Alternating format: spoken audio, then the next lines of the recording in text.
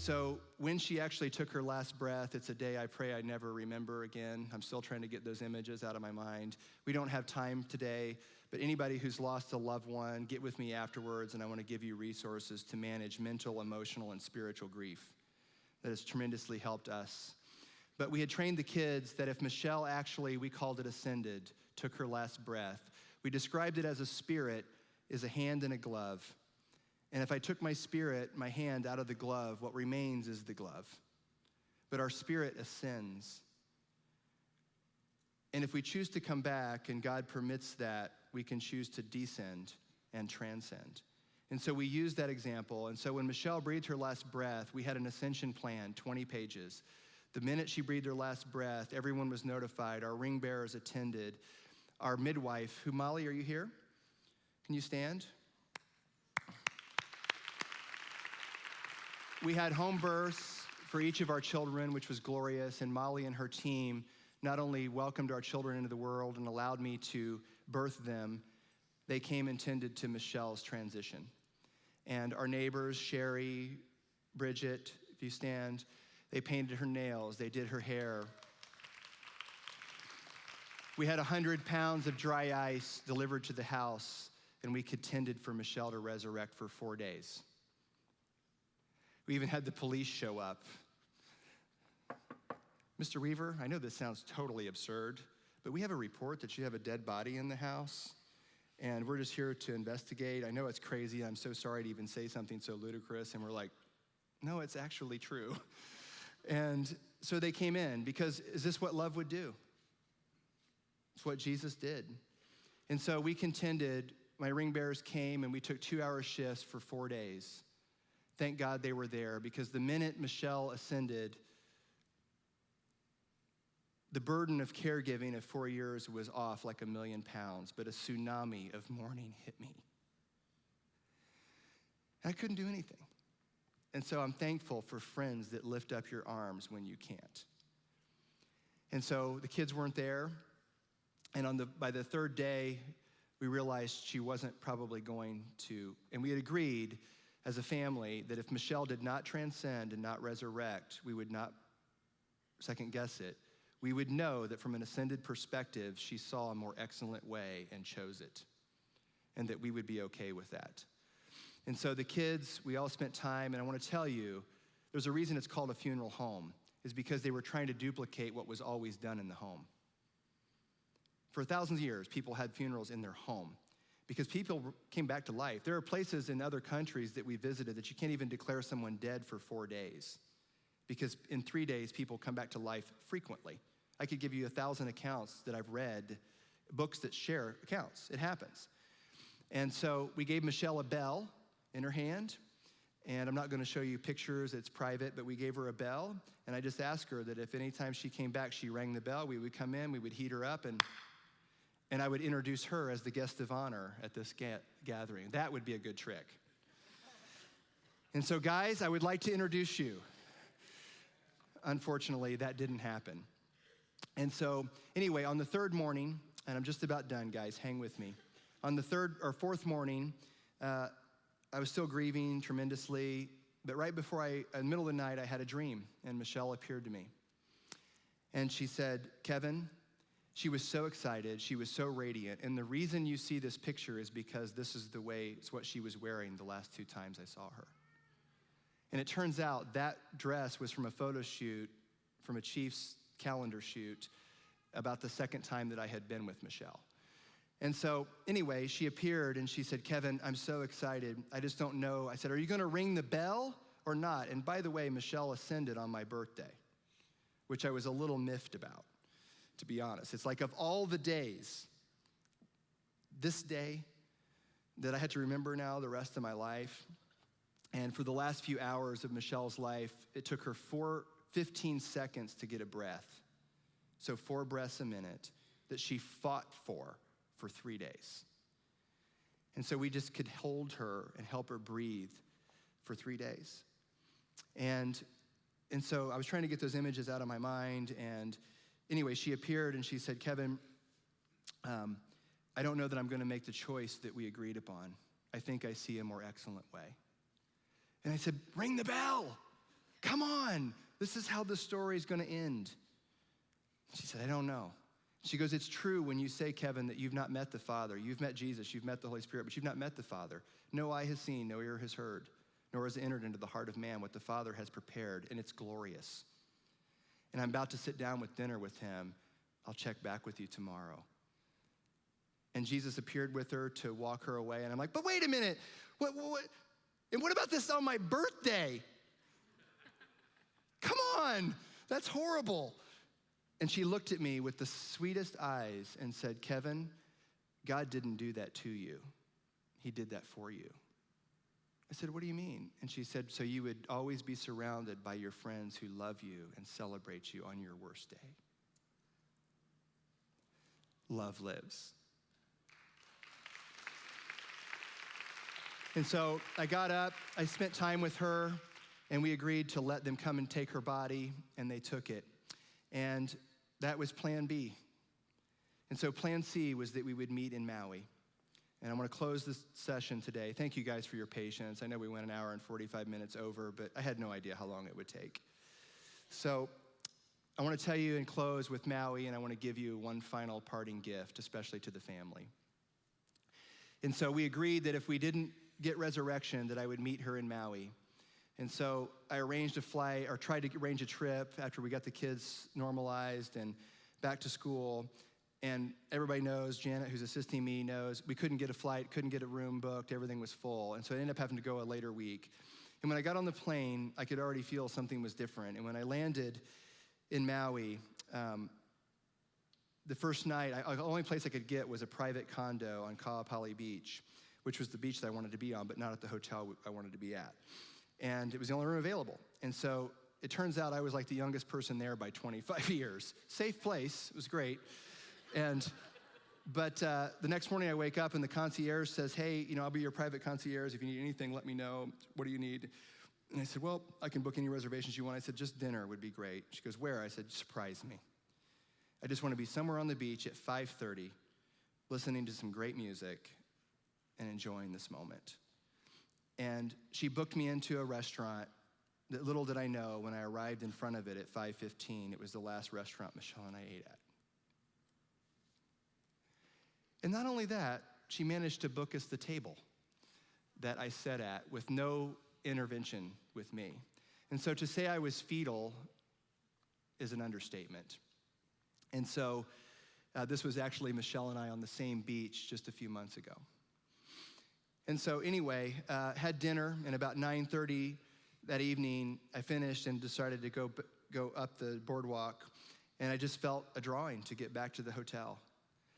And I went back to the hotel, and at 9:31 that evening, there was no one around. I felt pulled to run to the beach, and I did.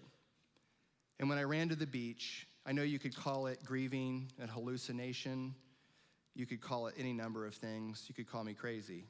In fact, I thought I was crazy, except Michelle met me there. She was beautiful, she was radiant, she was fully alive. And the first thing she said to me was, Kevin, I did it. I said, did what? And she said, nearly 20 years ago, you said on a beach in Jerusalem that you would never leave me. You would never give up on me. You would lay down your life for me, and you did it. And the greatest love of my life would be to do the same for you. And so I want you to know that me ascending was not a consolation prize. I chose it because I saw a more excellent way to intercede on your behalf. And she said that God is going to send you another helper to finish your race, but I'll be helping you from here, and your portion will be double. And she's really good at sending angels on missions, I can tell you that, on errands. She had a lot of myland built up in this area. And so she said, I just want you to know that choosing to lay down my life with you and not return was the hardest decision I ever made, because I love my life with you.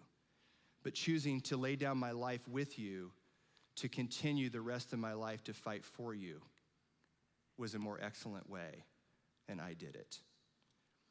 And she said, the Holy Spirit led you here. I'd never heard this language before, but she said, because this is a thin place. I said, what's a thin place? And she said, look it up. But it's a thin place. And so literally, if you want to Google it right now, you can. I just Googled thin place, and it turns out that the word thin place, which is a term her and I ever discussed.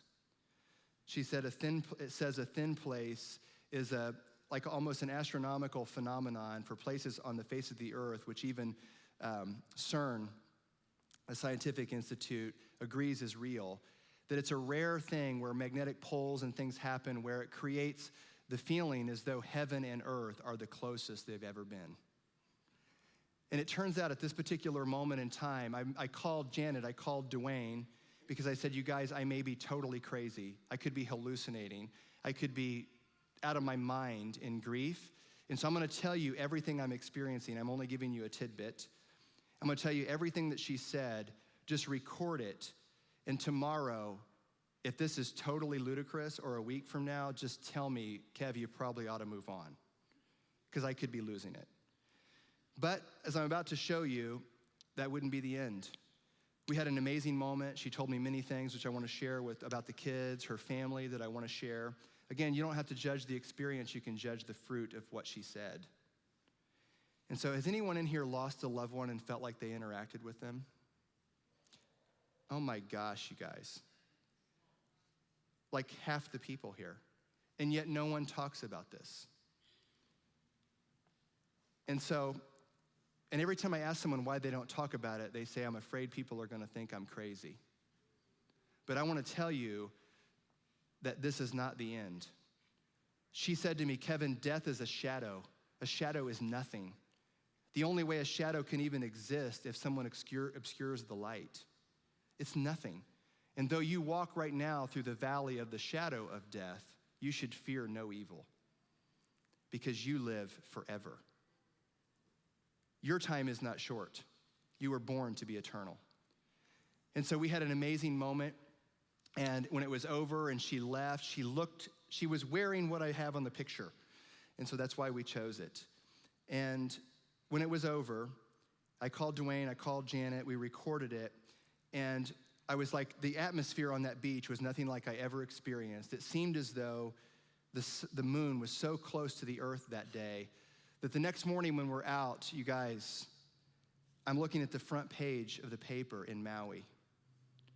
And I call a friend of mine, Ted Decker, who is, anybody heard the author, Ted Decker? He's a prolific Christian author. He's a great grid for this. I met him through the Merways. And we became friends, and I wanted to share with him because we had talked about this when we were in Maui together previously. And I said, here's what happened. He said, Kevin, do you know what happened last night? I said, what? He said, it was a snow moon. I'm like, what's a snow moon?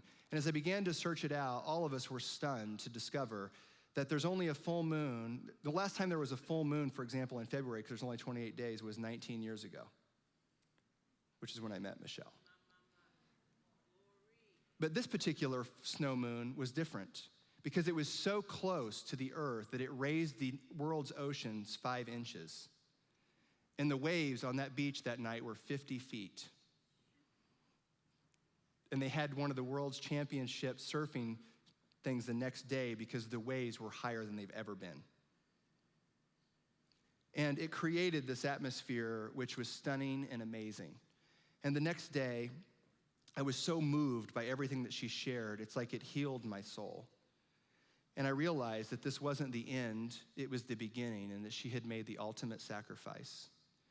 And so I went back to my room, and her and Janet had prepared, I don't have a picture of it here, but I received a FedEx box. And in the FedEx box was this bottle. And it has a transcript of Michelle's last words she recorded unbeknownst to me. And it's wrapped in 1,000 I love yous. And she said, Kevin, this is our time in a bottle. And it was stuffed in a box of sheet music from Josh Groban's Love Only Knows that Janet had prepared. And she said, Love only knows But during our time that we shared, you can encapsulate it in a bottle. And so I filled it with Maui sand, and each of you have part of that with the 1,000 I love yous in it. These were Michelle's jewelry that she had bought our first time there. I haven't read what she gave me yet. But it was an incredible moment. One of our friends, I'm like, is this crazy? Did I really experience this? I hadn't looked at my phone yet. It's now about 2 a.m, 4-hour time difference from the States. And I look and there's an inbox message at 9:32 from actually a friend of ours, Julie, in Indiana, which I haven't seen in 25 years. And she said, this is crazy, but Kevin, I haven't seen you in so long, but I've been up all night, and I felt led to send you this message to say, Michelle is with you right now. And she loves you. And she made the ultimate sacrifice. Can you believe that? But that's not all. I'm like, Lord, this is just crazy. There's no possible way this is really happening. And so I start back to my room, and I get a text. I said, Lord, I got to know I can trust this experience. And I got a text from Michael Carrillo. Michael, where are you? Michael is in Los Angeles. He doesn't know I'm in Maui. He has no idea what's happening. And he texts me, I've been up praying for you. It's now early morning for him. And I felt led to text you, you can trust this. You hear from God, Kevin. You can trust this. But that's not all. Now it's 5:30 in the morning, my time. I'm still stunned. I don't want to leave the beach. I go back to the room and I start to come down. I'm going to go back out to the beach, and I get a text from my friend Dwayne. Kevin, go to the beach, put your headphones on, and listen to this song. He'd been holding it for a while, but felt led at that moment to send it to me. And he doesn't know what I've just experienced yet, because I haven't told him yet. And it's a song by Hillsong called Closer Than You Know, about heaven touching earth in a thin place. And that would be neat in and of itself, except it gets better. So the next night, we had another moment, which I won't get into now, which was glorious, but less dramatic in terms of the physical manifestation. And a couple days later, I whale watched, jumped off Haleakala, all kinds of fun stuff that I knew Michelle and I would do. And I'm in this older place. I called them my old folks welcoming committee every morning. No offense to you guys. I love you, but you are older than me by many years. And so they invited me one night to go to an Elvis impersonator, which was perfect. And so we did that. And anyway, the next day they said, Kevin, what room are you staying in? What condo did you rent? And I told them the number. And they said, oh, that's the guy that passed. I said, what? And they said, yeah, honey, what was his name? The guy on PBS, the teacher? I'm like, Dr. Dwayne Dyer? And they said, yeah, you're in his place. Which ironically is one of the first books I ever gave Michelle about the power of intention and living an intentional life. What do you think the statistical probabilities are? I'm in his place in Maui. But it turns out I wasn't actually in his unit. I was in the unit beside it, but the same building on the same beachfront, which he bought because he called that place a thin place, that he felt closest to heaven and had his transformative experience. Probably coincidence, right? And so anyway, it's been an epic journey, and the next morning I got up and wrote the song I want to close with. I actually had written the song previously, but rewrote it based upon this experience and sent it to David, and I'm like, oh my gosh, I'm living in a dream because I'm sitting in Maui in this thin place with Michelle, co-writing a song about her life with our favorite artist of 20 years. And I want to play it for you. We had other performances scheduled. I'm just so sorry. Earl, can you stand up for a moment, please? This is Earl from Kool and the Gang, who maybe we could take a moment and you come sing Cherish, and then I'll end with the song that I wrote for Michelle and give it to you as our gift, because I don't want you to miss my friend. Earl, come on up. And I asked him to sing this song, which is one of Michelle's favorites. Earl is most famous for writing a song called Celebration and Ladies' Night, which he could tell you the story of why he did Yahoo, let's celebrate good times, but we don't have time. But it means because Yahoo, etymology was Yahweh. And when he heard the good news of what Jesus had done, he wanted to celebrate it. And so Earl's gonna sing Cherish because it was one of the moments that Michelle and I would cherish every moment. And the reason we called this the Day of 1,000 I Love Yous is in Michelle's last moments, she couldn't speak, she couldn't cry, she couldn't move. And all we could do was look in each other's eyes. And so I said, babe, look at me. And from 6 inches away, we said, we're gonna say I love you 1,000 times with our eyes only. And so on 500, it became sacred. And we called it the most transcendent moment we'd ever had. We called it the Day of 1,000 I Love Yous. And I only turned it out later for people to call because I wanted people to also get to express their love and for Michelle to hear it. So after this song, I'm gonna walk you through a short exercise to consider each other, and then we'll walk to the song that I wrote, okay? Take it away, Mr. Earl. Sir Earl. Kevin, Liv, Noah, Manny, family and friends. Michelle, this is a gift from her to you. Let's take a walk together near the open shore.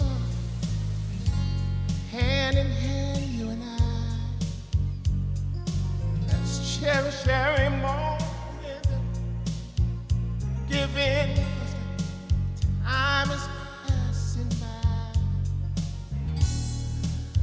I often pray before I lay down by your side.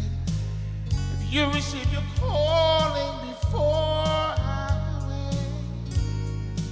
when I make it through the night, cherish the life. You should cherish the life you live.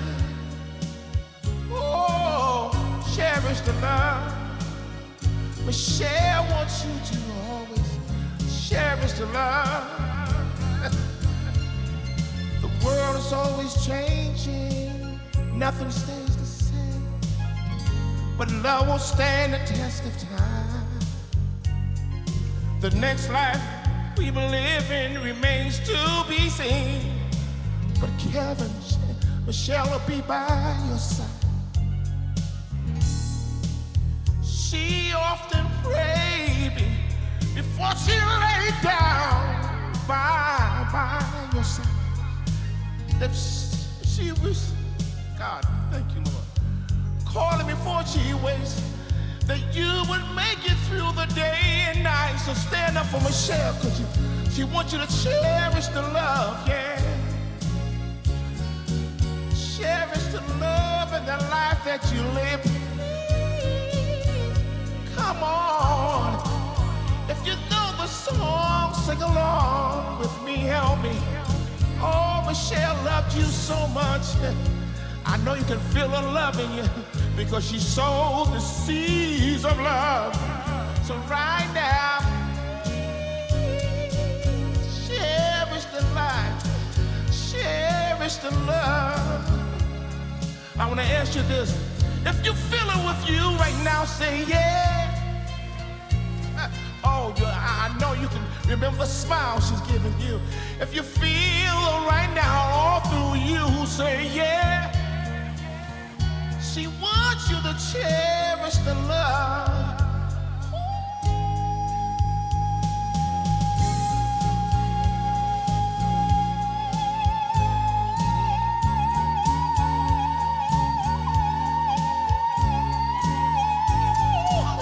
Come on, cherish the life.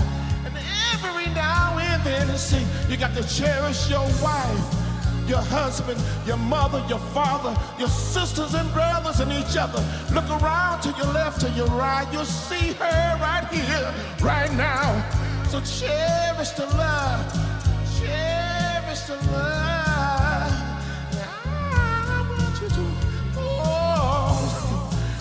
Come on, y'all sing. Oh, you can cherish the life. For Michelle, let me hear you say cherish. Come on, you cherish the love. Michelle, we love you. We know you're here right now. Ooh, yes. Manny, she loved you. Nora, she's loved you. Levin, she loved you. Kevin, she...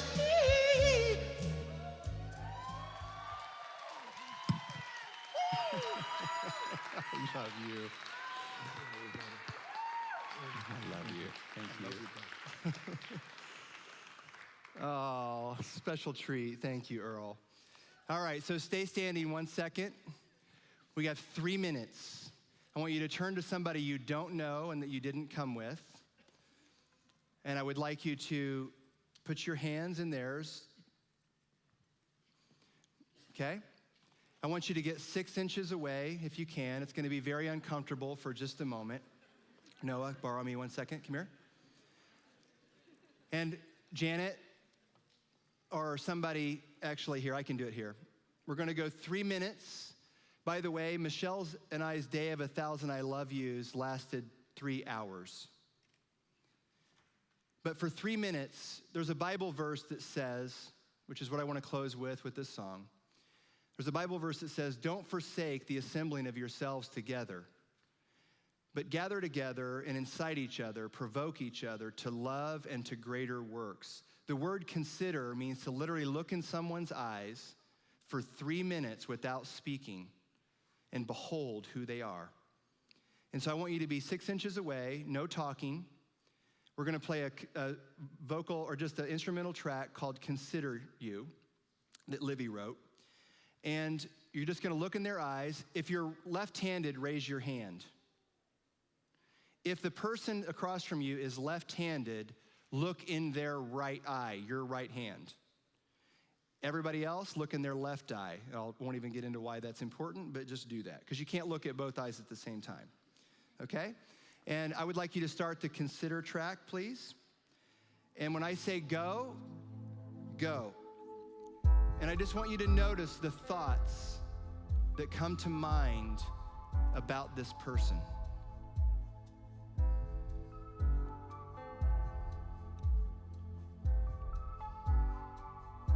Hey, get with Dan.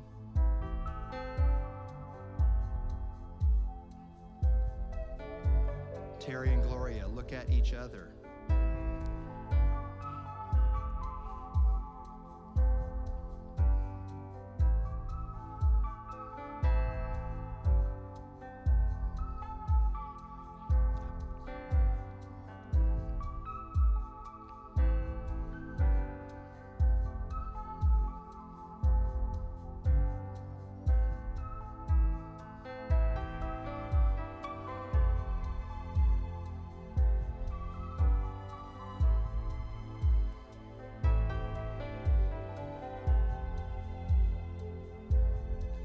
One minute, keep going.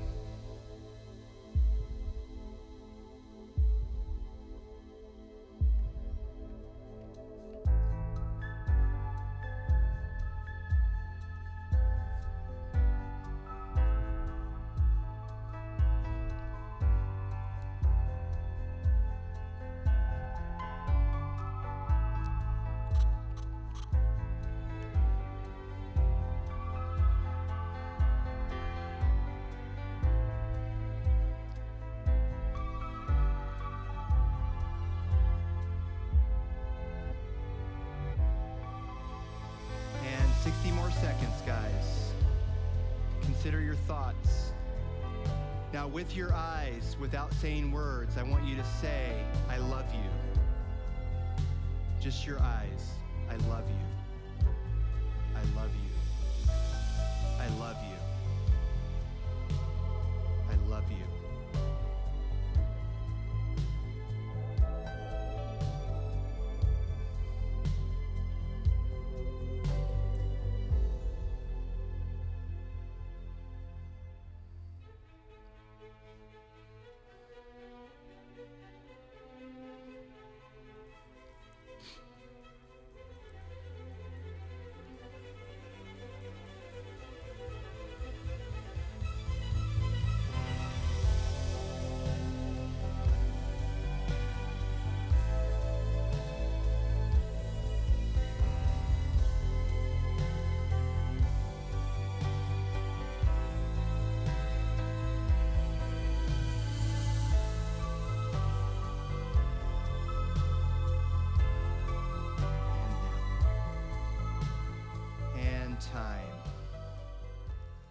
Give the person a hug.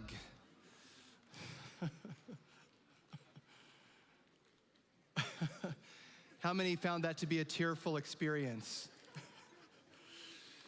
Guys, can I borrow you, Deborah? Yeah. Most of the time, the only time someone does this is on their wedding day. Michelle and I started every day that way. In our moments, when I would get back and Sally would give us privacy, we would just stare at each other and behold the beauty. It's said that the eyes are the windows to the soul, and you can do this with a stranger, you can do this with a friend, but I challenge you, you can't not do this with your kids, with your husband, with your wife, and not be drawn. And so consider it. It's called being considerate. Consider someone, who they are. And then when you get those impressions, call it out in them. And let love live. Thank you. And so this last song, you guys can sit if you like or stand, whatever, is my gift to you. All of the resources that I've mentioned, including some of the trauma stuff we didn't get a chance to, every song list, my notes, the videos, will all be posted on adayofA1000iloveyous.com, and you can download them for free, including this song. And so David, thank you. Will Cox, I know he's not here today, couldn't be here, but this song is for you. Love lives.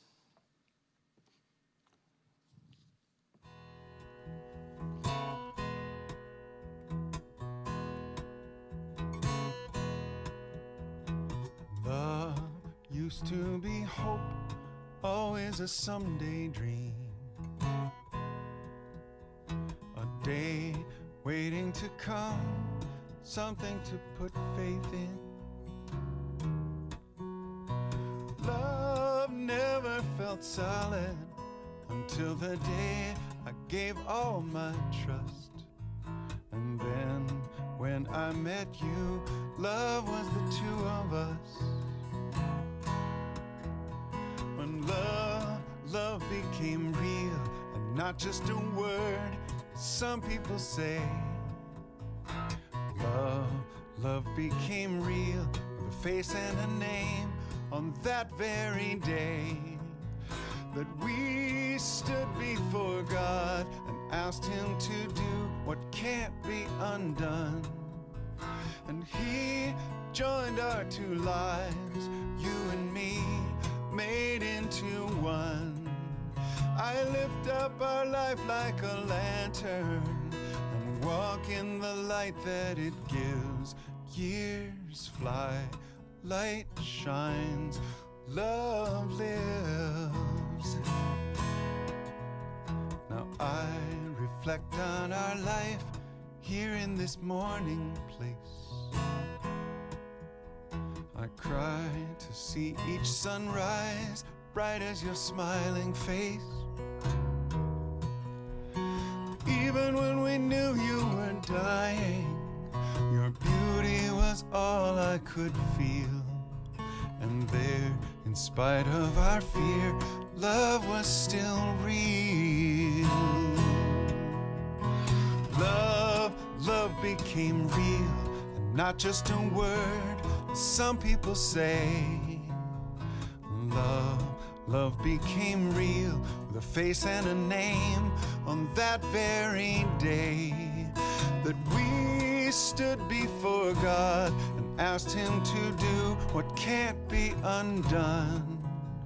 And he joined our two lives, you and me, made into one. I lift up our life like a lantern, and I walk in the light that it gives. Years fly, light shines, love lives. Love lives in us when one becomes weak, the other gives them their strength. And love lives in us when we both can agree that what's best for you is all that matters to me. And now, as long as I live, love will be leading me. Your life will shine that same light from here to eternity. The darkness isn't so scary after the truth is revealed. And here, right where I am, love is still real. Love became real, not just a word some people say. Love becomes real with a face and a name. It's here every day. When we stand before God, ask Him to do what can't be undone. And He inspires our hearts, making us new, joined into one. He lifts up our lives like a lantern, and we walk in the light that it gives. Years fly, light shines, love lives. Years fly, light shines, love lives.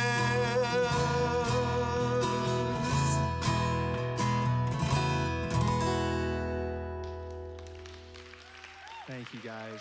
Thank you. Thank you for staying and honoring. You can stand with me. We're done. Thank you guys so much. You can stay and mingle as long as you want. I know we're going to gather at the house at 6. Help yourself to the TVs, the snacks, the pictures. Share, take pictures of them. Anyone that you want, notify Janet. We'll get them to you. We have them digitally. And those that are coming to our house at 6, you can all come. Heck with it. Our neighbors can handle it. Just come. And so anybody that's doing that can coordinate with Janet. Thank you. I hope today was helpful and will help you live a more epic love story because Michelle lived. Thank you.